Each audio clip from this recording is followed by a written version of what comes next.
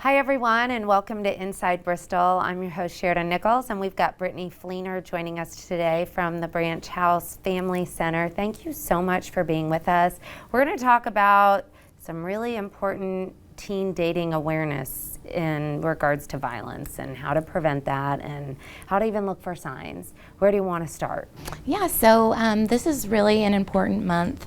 February is Teen Dating Violence Awareness Month, and I really feel like awareness is power, and especially for our young adults and our teens. Research shows that 1 in 3 teens will experience some form of dating violence before they become adults. So this is something that is so common that it's very hard for teens to sometimes recognize those warning signs and red flags. And so to be able to provide community awareness and be here is we're really grateful for that. So thank you for having us. So what are some of the things that you all are providing this month? So a lot of community education, just like this, and being available to those college-age students, those high school-age students, and getting the word out through channels that we know that they utilize often. So those social media channels with really important information about some of the things that they can be looking out for, as well as some of the things that parents need to know to start those conversations. So what are some things that parents need to know, and at what point do you start the conversations? Yeah, so it's really important to know that to trust your gut in these situations. You know your child, and if you feel like something's off, it's important to start with just a very open communication with your child and asking them open-ended questions, because a lot of times with dating violence in teens, there's a lot of shame and embarrassment that they may be feeling about that, and they may even be very scared to open up to anybody. And so asking those open-ended questions like, how are you feeling in this relationship? Or do you feel safe? Those are really good ways to start that conversation. And then to listen without judgment and respond without judgment, and knowing the resources and where to send them for help. Places like Branch House Family Justice Center, where they can come and we can help them learn how to set healthy boundaries and connect them to really important community resources that they may need, and just connect them with an advocate for support. There's also a really great text line for teens, and it's through loveisrespect.org. And what a teen can do is they can text "Love is" to 22522. And there's actually an advocate on the other end of that, where they can open up and tell them a little bit about the situation, what's going on, and safety plan with them through there, and be connected to resources that way as well. And oftentimes in these relationships, it doesn't start there. It kind of, it's like boiling water. It just heats up slowly, right? Yes. So kind of recognizing some things that might happen in the beginning stages is probably key, I would imagine. Yes, absolutely. Especially those big red flags are possessiveness, extreme jealousy that starts to get worse over time, controlling behaviors, isolating them from their friends and their family. And, dating violence doesn't just have to be physical abuse. They're actually in these situations a lot of times.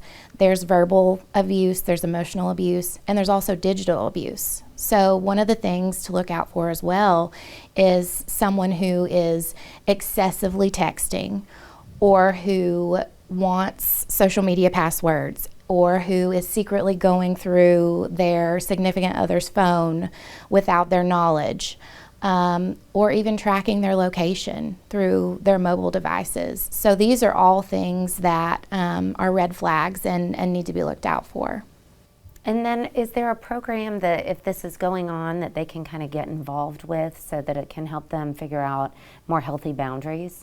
Yes, so they can actually reach out to Branch House Family Justice Center. We have advocates there on site, and we can connect them to local resources for things like counseling, therapy, support groups, things of that nature. There's also some really great online resources for teens, because that's where, they really thrive, in the digital space. And so loveisrespect.org has some really great online resources and live chat help for teens who are experiencing abuse. That's great. Lots of options. Well, and like you said, it really just starts with awareness and kind of paying attention and asking questions and being involved and not being afraid to talk about it if you're seeing something. Absolutely. So, perfect. Anything else we need to add? Not that I can think of, but thank you. We always enjoy having you on, Brittany, and thank you for all you do in the community. We really do appreciate it. Thank you so much. And don't go anywhere. We will be back in just a moment. Hi everyone, and welcome back to Inside Bristol. I'm your host Sheridan Nichols, and I've got Daniel Shue and Heather Moore with me today, and we are talking about the Historic Preservation Awards for 2025. It's amazing. It's that time of year again. Who wants to start to tell us a little bit about these awards?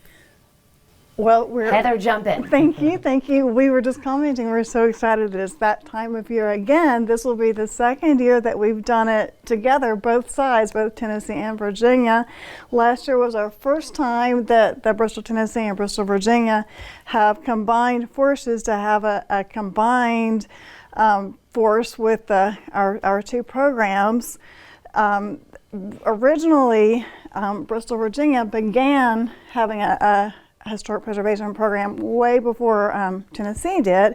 And so when we began our program in 2018, we sort of patterned our program after that at Bristol, Virginia, but theirs is more established than Right. the Tennessee program. So then it's fun to be collaborating together. It is. It's good to bring some unity to these preservation efforts. Absolutely. So if you want to be nominated or nominate someone, tell us a little bit about where we find that criteria. How do we do that? Well, on the Bristol, Virginia side, you can go on the Bristol, Virginia website, and there's a link to download the form, or hopefully soon you can actually fill out the form online. Which makes a difference. What about on the Tennessee side? Similar on Bristol, Tennessee. It's on the Bristol, Tennessee website, and there it's interactive. You can either fill it out online, and it's a simple application, which is patterned after the Bristol, Virginia application. Just fill out, answer a few questions, and then submit some photographs. You can either fill it out online or download it and mail in the application. But the big message that we wanted to share with you is the deadline. On both sides, the deadline is March 31st. Okay, so we don't have a whole lot of time. Right. So we want to get those in, and then once you get in all of the different nominations, what's the next step? Then we'll have Daniel, jump. What's the next step? Well, I guess wait to see if the property you nominated is awarded. So we go through a process to determine that, and this is not based on like Secretary of Interior standards. It's not that strict. We're just looking for some preservation efforts, some good before and afters, some things that were done well, not ripping chimneys off houses and stuff like that, but some good work. So why is this so important to preserve some of these places? Well, we have so many historic homes in our city, and we want to just to recognize and acknowledge the properties that have put forth extra effort to maintain their historic elements and the historic nature of those properties. That's exciting. Well, and how many award winners do we expect from both sides of Virginia and Tennessee? Well, both of us have historic districts, and so we hope to receive award submissions in those districts. So that could be up to 7. Well, we have apiece. 3 historic districts. Okay, we have 5 then, yeah. and then there's a citywide award and a citywide stewardship award too. Oh, wow, okay. And then we also have a citywide award and a stewardship. So lots of opportunities, whether you're living on the Virginia side or the Tennessee side. And of course, if you go online, you can find kind of all of the different requirements that need to kind of take place in order to even qualify to be nominated and to be up for one of these awards. But it's nice to be recognized, and it's nice that people in the community do take a nice active part in, if they're going to do some renovations, to do it in a way that it really preserves the history of our area. Yeah, and the charm. And the charm. Bristol's got fantastic architecture, unlike any town around here, so that's a big backbone of what we're doing. I love that. Well, thank you too. Am I missing anything? you. Anything you want to add? Well, we look forward to the end of the historic preservation season, where we'll have a combined award ceremony. Location to be announced. We'll Okay. To be determined. So stay tuned. You'll have to come back on and tell us a little bit more about that. So that's exciting. Yeah, we'll do. Well, thank you for being with us. Thank you. Don't go anywhere. We'll be back in just a moment. Hi, everyone, and welcome back to Inside Bristol. I'm your host, Sheridan Nichols, and I've got Caitlin Talley and Chris Eskeen with me from the YWCA talking about the RAD classes coming up. Tell us a little bit about these classes and what we can expect. So our rape, aggression, defense classes, also RAD, is nationally known. We want to empower women to feel safe in their communities. We actually have one coming up at YWCA with partnership with Bristol, Tennessee Police Department, March 25th, 27th, April 1st, and April 3rd.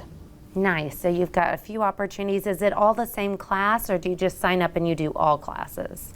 It's all the same class. We Okay. go over, it's a very comprehensive course. We want our women to be ready in case they ever run into a situation where they need to use self-defense. So it is a 4-class course from 6 p.m. to 9 p.m. And do you just register online? Yes, you can register at our YWCA website. It'll be live February 24th to register. Perfect. So just get ready for that. And how many people do you expect to sign up? We had a good turnout last time. I want to say we had 15 to 20. We try to cap it at about 25. We want to make sure everyone has the understanding, and if they have questions and if they need one-on-one attention, we want to make sure that's available to them. That's exciting. Well, you know, the YWCA just does so much for the community, and this is just another way to help, you know, empower women. And I'm sure this is just an important part of the programming, isn't it? It absolutely is. And it's important to know that this isn't just about self-defense. It's not about just fighting back. It's about understanding the dangers, being able to recognize them before they are right on top of you, how to be able to use your voice and your body to really effectively to its biggest impact. Because a lot of women don't know that sometimes just going dead weight is really, really important. So there's a lot of different things that we want them to understand. And it's not just teaching you how to fight back, but how to effectively get away. Yeah, that's good. Very good point. What is the age range for this class? What's kind of the youngest that you could? The youngest we can go is 13, so the parent does have to go with them to the class and sign a parental consent form. Okay, so 13 and over, and parent be there unless you're 18 and over, I'm assuming. Right, correct. Okay. Yeah, this is great. So 4 classes, 6 to 9. Hop online coming up in February, and I'm sure if you can't do that, you can always call. Absolutely. You can give a call to the YWCA. They'll put you in touch with our other instructor, Sharon Wyatt. She's amazing.